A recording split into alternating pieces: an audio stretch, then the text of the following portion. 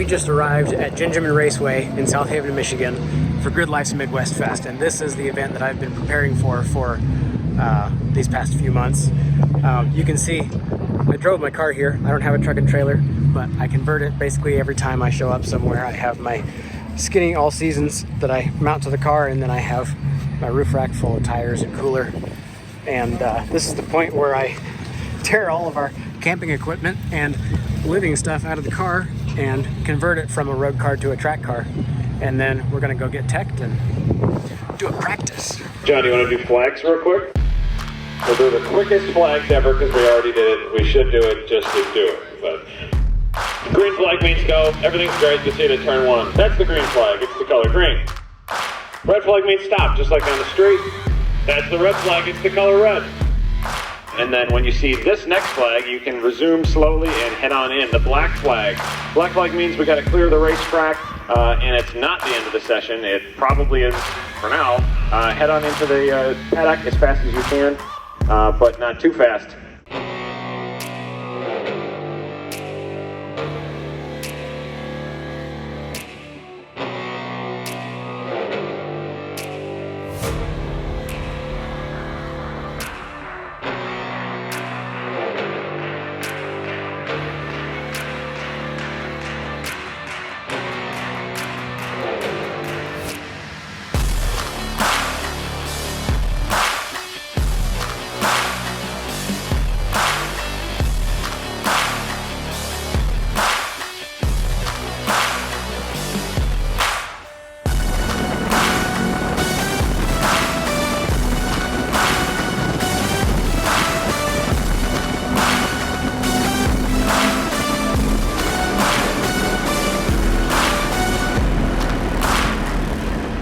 We are at Gridlife's Midwest Festival.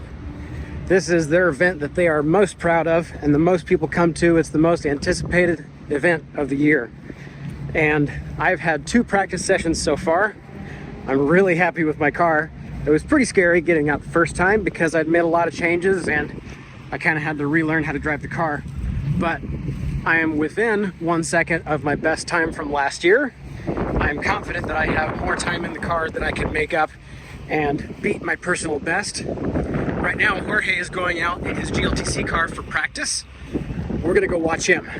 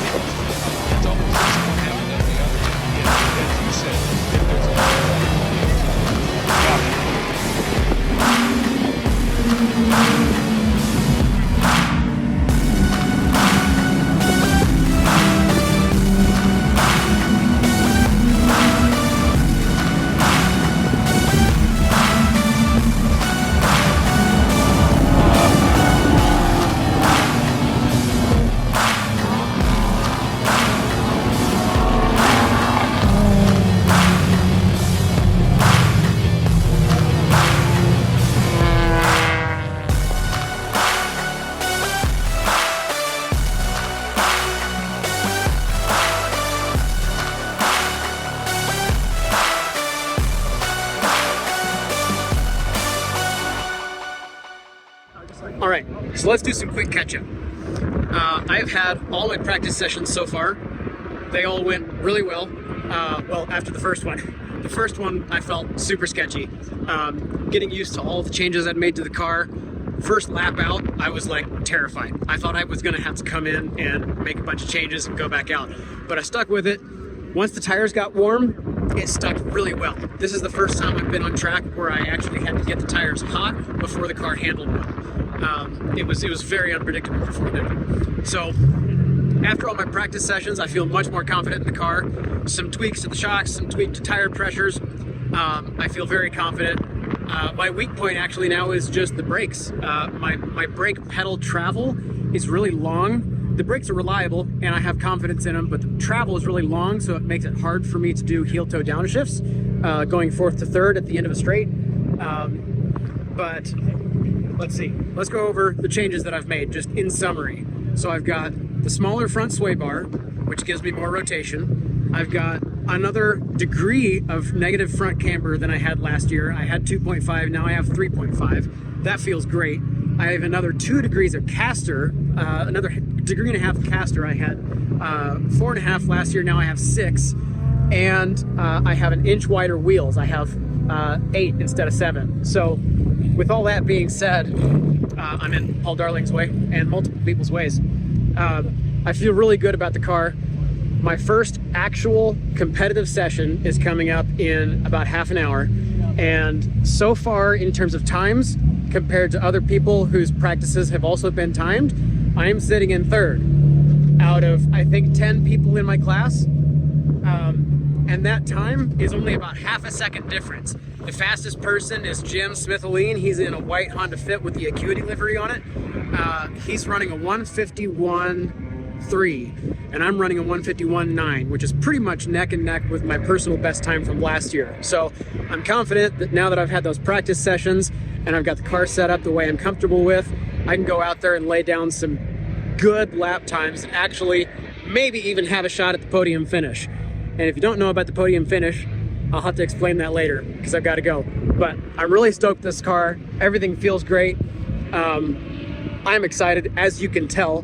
Jorge, behind me with his GLTC Miata, he qualified 35th out of 60 cars in the field.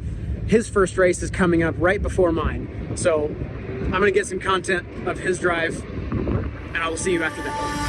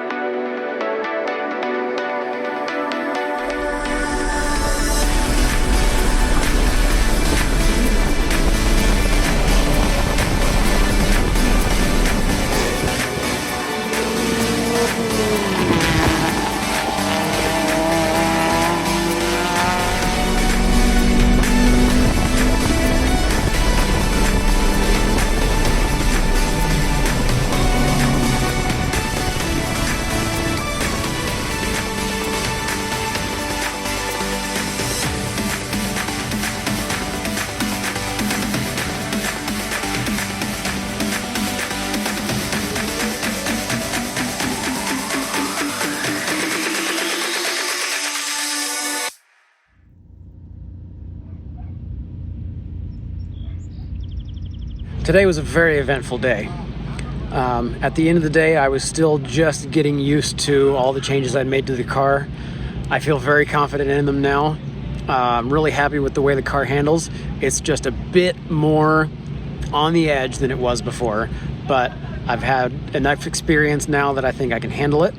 Didn't have any off today. Didn't put a single wheel off. Got close a few times, but I've learned how to handle it and get it back in line and just ride the edge if I need to make it safely back on track. We had our qualifying today, our first qualifying session, actual competition qualifying session. And I didn't do as good a time in the qualifying session as I had done earlier in practice, but I think that's mostly down to the track being hot.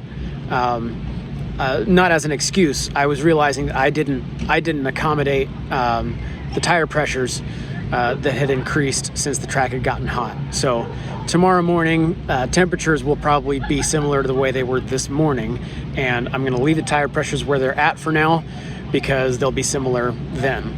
And I think I will be faster. Saturday morning is usually the fast session, so if anybody's going to make it into the podium sprint, it's probably going to be tomorrow morning. At the moment, there's a little discrepancy with timing and scoring. I talked to Richard Zawicki, who had the fastest lap in that qualifying session, but then he immediately went on the dyno and got disqualified because he made too much power. That's what he told me. So I was sitting 6th when he was in, and I think kicking him out gets me up to 5th, which puts me in the podium sprint. But timing and scoring still shows him being in 1st, so I'm not sure what's going on there. Anyway, I was on the live stream today. That was a lot of fun.